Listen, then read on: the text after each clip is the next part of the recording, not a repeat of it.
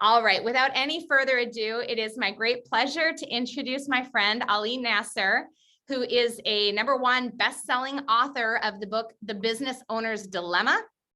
He's going to share with us today 3 key concepts that owners, dilemmas that they face as owners. And the reason it's so important, what you're going to hear from him today, even if you're not an owner in your business, if you're working as a leader under an owner, whether they're involved in the day-to-day or not, whether they're a visionary or CEO, or whether you're a president, general manager leading on their behalf, it's so important that you as that strategic leader understand what's on their minds and hearts so that you are helping them achieve their goals and you understand kind of the why behind the decisions that they're making. And some of them might need your help to unlock the answers to some of these dilemmas. So Ali is going to help us explore what's on the mind of the owner so we can be even better partners to them on that journey. So Ali, thank you so much for being here with us today. I'm going to stop my screen share so you have the controls, and I'm going to turn my virtual microphone over to you.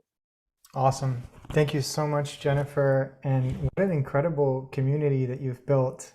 Just in your intro, it's so apparent that the amount of work you've put in to lift this whole organization and group has been tremendous. So thank you for everything that you do for all of us and for our businesses and the community you've created. It's really something special.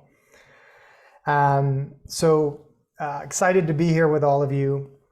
I'm going to use very little slides and talk to you more about what's going on and where I can potentially make an impact in your lives and in your business. So the question I'll start with is, what if I told you that your visionary has unaddressed concerns that are significantly impacting their business decisions and you're not even aware of them? I'll say that again. What if I told you that your visionary or your CEO has unaddressed concerns that are significantly impacting their biggest business decisions and you're unaware of those concerns? I'm going to introduce you to what I've found to be the 3 biggest business owner dilemmas that largely go unaddressed when it comes to business owners planning their life's work, which absolutely at the center of all of that is their business. And I'll pop on slides here for just a minute and explain these, and then we'll go back to full video. So give me a moment here as I share the Zoom. Just a thumbs up, Jennifer, if you can see my screen. Awesome.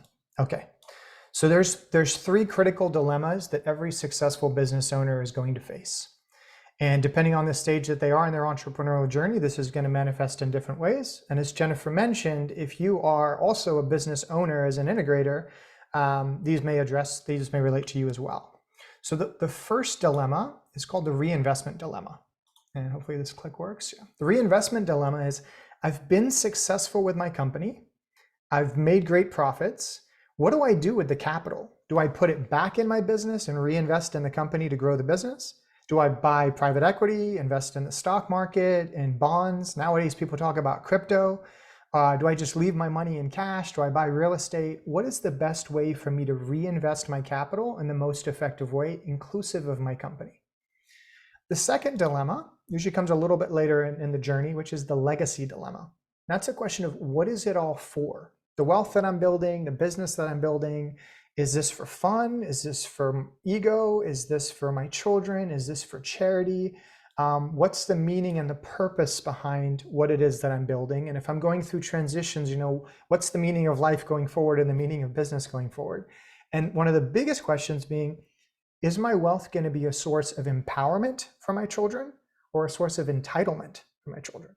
That's all parts of the legacy dilemma. And then the third dilemma is the exit dilemma. And the exit dilemma is I've built this great company. Should I scale it further? Do I sell it? Do I sell it to my executive management team or set up an ESOP? Do I leave it for my son or daughter? If I sold the company, would I now have freedom to pursue my life's purpose? Or will I have just sold my life's purpose? These are all different aspects surrounding the exit dilemma. And underlying each one of these dilemmas is this question of, what is my best path forward? And I can tell you that when I talk to visionaries, and I've spent 20 years advising visionaries, largely visionaries, on every aspect of their life's work, and I've been an integrator for them in many ways, planning their life's work. I can tell you that 90% of their mental real estate as it relates to planning a life's work revolves around one of these three dilemmas. And your visionary is likely dealing with one or all three of these. There's a high probability of that. And these all directly affect a lot of the critical decisions they're making in the business. Now, the reason that, let me stop the share here. The reason that these dilemmas are so challenging to address is they cross the intersection of life planning and wealth planning. And every business owner, every visionary is highly emotionally connected to their business. It's not just a financial asset. And I think it just a raise of hands, how many of you feel like your visionary, it's their business is 90% of their net worth, but 200% of their emotion? Okay, good. That's most of the hands.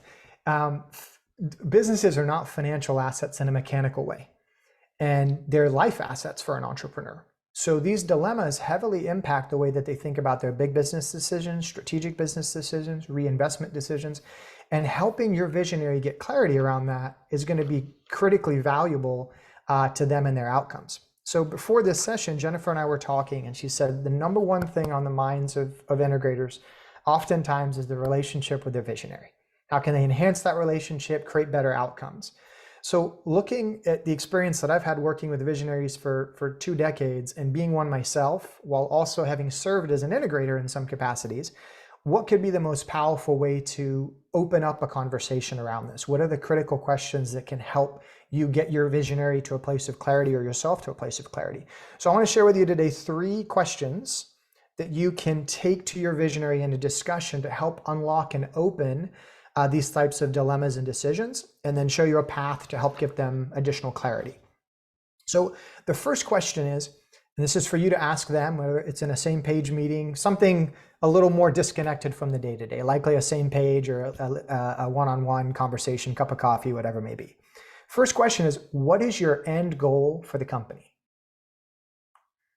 Most business owners haven't thought about this. And this is a function of they're really good at getting things started, but aren't always thinking about how they get things finished. Sometimes they're starting initiatives or projects, but they're not thinking about, oh, it's at the deadline, we got the next thing going. So with the business, a big question is, what is your end goal for the company? Sometimes they haven't thought about it, sometimes they have.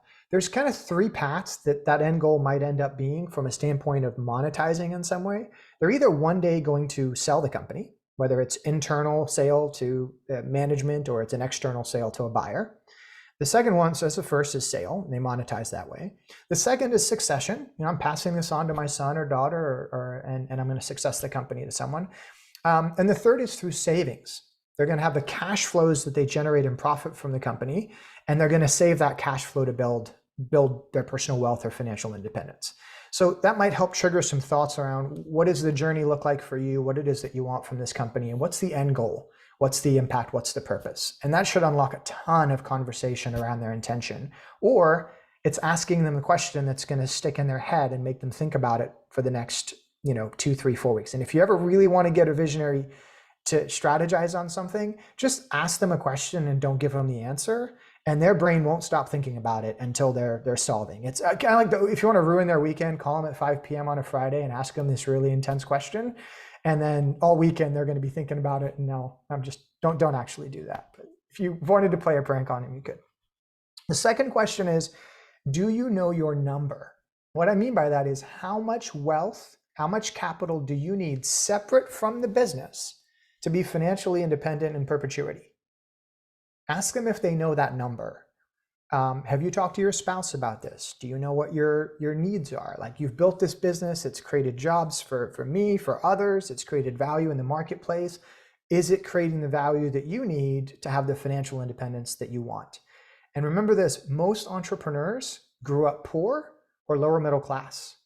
They don't have usually a lot of wealth separate from the company. It's usually the business or what they've built from the business. And a lot of times that financial independence thing is something they don't always think about because they're builders. So all they think about is build. And they're not necessarily thinking about how they might plan that wealth to create the life that they ideally would desire and that security they desire. The third question is, do you have a roadmap that integrates your business, wealth, and life to create the outcomes you desire? So let's say that again. Do you have a roadmap that integrates your business, your wealth, and your life to create the outcomes that you desire? Because of this unique nature of these decisions being at the intersection of wealth planning and life planning, they're not addressed in the investment banking process. They're not addressed by traditional financial services. They're not addressed by EOS. They're not addressed by strategic coach. This is kind of one of those missing links that brings together the human, the emotion, the personal life planning, the spouse, the business. It's a really complex area. And if they don't have a clear path to be able to address these decisions, what usually ends up happening is 5, 10, 15, 20 years go by and the questions are still sitting out there. And there hasn't been a clear roadmap. And what that results in is a state of anxiety and oftentimes not having the peace of mind. So what many business owners are looking for is clarity on their goals and their vision, alignment with their spouse and their professional advisors and integrator and team, and peace of mind that there's an intentional plan in place. And a lot of business owners don't have that. So ask them, do you have a roadmap that creates these different outcomes for you? Something that hit me pretty hard is, or was a big takeaway. We were running one of our workshops for business owners. And there's one gentleman in there I'd met from an EOS podcast. And he had been in strategic coach for several years. He'd been at EOS for several years. And he went through this workshop and he writes me a note when he's done. He said, this concept of return on life experience, of like bringing all the pieces together to create the life you desire, it's a missing link. And that's a link that actually allowed me to connect the dots on all the different planning. And that's kind of a critical outcome that I've been looking for. I didn't even know that I needed, but I knew there was a missing block. So help give your visionary that clarity through some of these questions. So I'm gonna, someone typed in the chat, I think here, what was the third item? So the integration, Wendy, between your business, wealth, and life planning. How do you integrate the three together and create a roadmap? So what can you do further than this to create more clarity for them? So here's a potential path. I'm going to share my screen one more time here.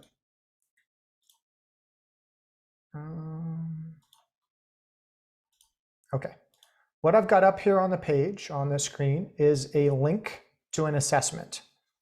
And this assessment, if you're looking for the fastest way to get clarity for your visionary on where they stand today, something that you can then sit down and talk through them with, maybe even have them do this in advance, I encourage you to schedule 30 minutes on your visionary's calendar, take this QR code or this link, have them do this assessment. There's no financial information. They don't have to provide any financial detail, but they'll get all the clarity on where they ideally want to be for these planning aspects versus where they are today, and give them a sense of clarity as to what this is all about. And then I encourage you to bring that to same page or your leader or your monthly discussions, whatever your cadence may be, and discuss the results with your visionary. Maybe even include these 3 questions I've shared with you to help elicit the thoughts and the questions from them for them to get additional clarity. I've seen situations like this come up where a visionary all of a sudden, or a business owner all of a sudden say, you know what? I've never been able to talk about this before because I didn't feel like I had the safe space. Talking about selling a company, that's scary. I'm thinking, what is my integrator going to think? What's my team going to think? Like they bought into this vision and now I'm talking about selling it. There's a level of vulnerability that they may not be comfortable sharing unless it's brought out. I've seen other business owners who they don't really have a map for their life's work, and they're reinvesting in things like real estate or the stock market, not realizing their best investment's their company. And it might actually be an even better idea to take capital they were going to put in real estate investments and reinvest it back in the business. But until they make that reinvestment dilemma measurable and they can see the ROI on putting money back in the company, they don't have that clarity. This can help create that holistic clarity. And then sometimes there's a spouse involved and there's a silent whisper of different thoughts. And the spouse may be saying, I really want to have financial independence. You've got personal guarantees. You've got big loans in the company. I'm scared about that. And having clarity about their personal and life planning can give them a sense of, okay, this capital is where we've got financial independence and security. Now I can treat the business as a growth engine and give it the full attention and reinvestment it desires. So all of these questions are the break-in point to then elicit all of the thoughts relating to how they can strategically plan their life and wealth in a more effective way. So couple different paths, or the assessment is definitely the number one thing I'll tell you to take and spend that 30 minutes. My book, The Business Owner's Dilemma, outlines the entire approach and system. Gino Wickman said this is like WISE is like EOS for your personal wealth. So it's a full wealth integration system. So that's for those that want to dive deeper or get more information on the whole approach and how to think through these things. It's all there. But most importantly, start with this assessment and these questions, and hopefully create a sense of clarity for your visionary and for yourself. And the end result of all of this, the number one outcome, is increased focus. Because if they have clarity on their biggest dilemmas and their underlying issues, and they have a path forward, the level of clarity and focus that they have is gonna go up tremendously. And that, I don't think there's a visionary out, or an integrator out there that wouldn't appreciate a greater level of clarity and focus from their visionary. And with that, I think I'm close to time. That's so Jennifer, perfectly timed. thank you so much. Ali.